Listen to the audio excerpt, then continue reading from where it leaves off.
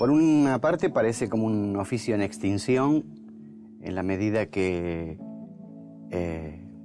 hoy en día, digamos, inclusive los alumnos o estudiantes de cine suelen resolver si una película vale más o menos con expresiones más bien limitadas, tipo qué groso, o que, en fin, o el público en general. Bueno, al final tengo que verla o no la película. ¿Es buena o no? Y por cierto que la crítica de cine pasa por un análisis de la película, más allá de una valoración emotiva o del gusto, ¿no? Pensar el cine. Por eso también muchas veces el público o amigos o gente, digamos, también vinculada al cine, bueno, frente a una película o a una misma película, tiene reacciones bien diversas, digamos, ¿no? Es decir, a algunos les gustará, a otros no. La circularidad de la proyección. Pero me parece que la crítica, que es lo que menos se ejerce, sobre todo en los medios masivos de comunicación, donde lo que se pide es una crónica, contar el argumento, de qué se trata, una orientación del estilo, el género, para que el público sepa si le va a interesar o no, y después una valoración en puntitos, en butacas, en deditos.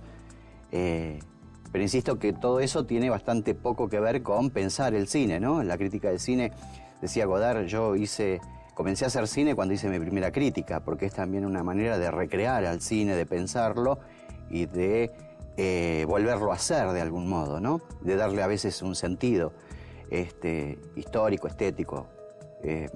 Pero en épocas en donde pensar duele y la tendencia es a pensar poco, la crítica me parece que también está disminuida.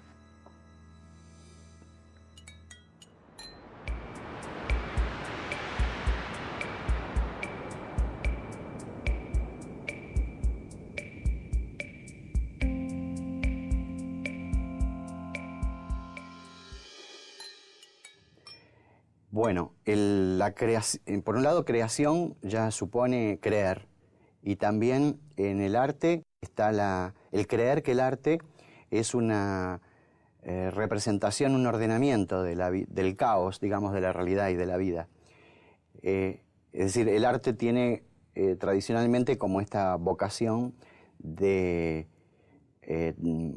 modelar la arcilla rebelde de la realidad para convertir, aún con las cosas más prosaicas y banales, algo sublime o algo que se eterniza, en el caso del cine, en la circularidad de la proyección o, bueno, en la música, en el pentagrama, etc.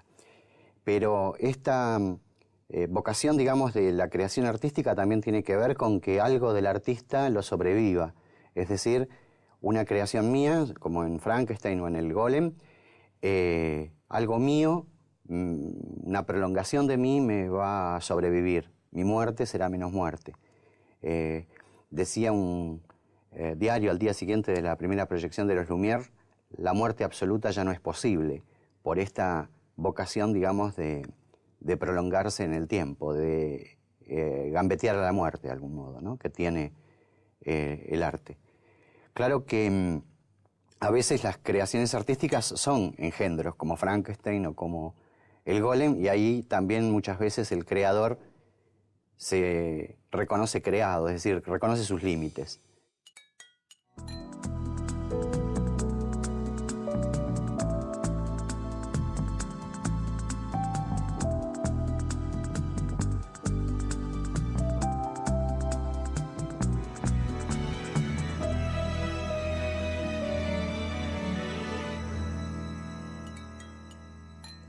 Bueno, de algún modo conecta con el tema, por ejemplo, de la creación artística en la medida en que uno se desdobla en esa otra creación. Y también decía Borges a propósito de los espejos que qué será que nos atemorizan, tal vez la posibilidad de reconocer que nosotros somos el reflejo y lo que está del otro lado, en el espejo, es lo original, el mundo real. Esta débil frontera a veces entre el otro y yo, ¿no? El desdoblamiento, donde a veces el otro hace lo que el original no se atreve o no puede, pero que indudablemente, como Jekyll y Hyde, digamos, están pulseando dentro de uno mismo, ¿no? También habría que agregar que en el creador del doble está nuevamente ese sentido divino de sentirse un demiurgo, un titiritero, un fundador de mundos. En el cine es bastante frecuente que el cineasta sea absorbido por el doble, es decir, así como personajes del cine han dominado a las personas, también en el cineasta, en el director, muchas veces es vampirizado por su propio oficio, es decir, por esta condición de creador que tiene desde detrás de la cámara y que es muy difícil recrear en su mundo cotidiano y real.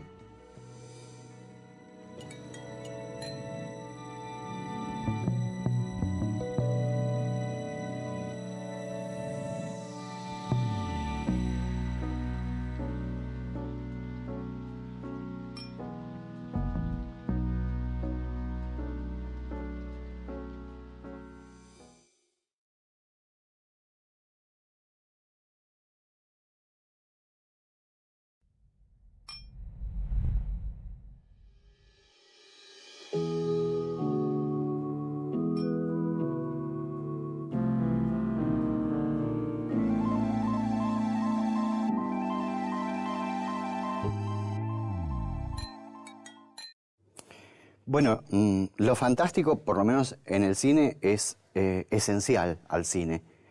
Aunque se trate de la película más realista, la fotocopia más pedestre, digamos, que intente parecerse a la realidad, cuando asistimos al cine, asistimos a una fantasmagoría donde ilusionamos además movimiento donde no lo hay, porque no tenemos la capacidad óptica de descomponer los fotogramas que a gran velocidad se proyectan fijos en la pantalla. Nosotros, por efecto de arrastre, ilusionamos movimiento y le conferimos una dosis de verosimilitud a toda ese otro mundo, digamos, que transcurre con otra lógica espaciotemporal, más parecida a los sueños que a la realidad delante nuestro, gracias a lo cual nos emocionamos, nos indignamos o reímos. Y desde luego que a través del cine la realidad adquiere como un sentido. El mundo, digamos, se ordena, tiene una cierta lógica, la lógica del cine. Y eso de algún modo lo pactamos cada vez que entramos a una sala cinematográfica para encontrarnos con un mundo que tiene sentido y donde hay también unas intensidades y unas posibilidades que tenemos vedadas en nuestro cotidiano, ¿no? En nuestra realidad, en el pasé de todos los días.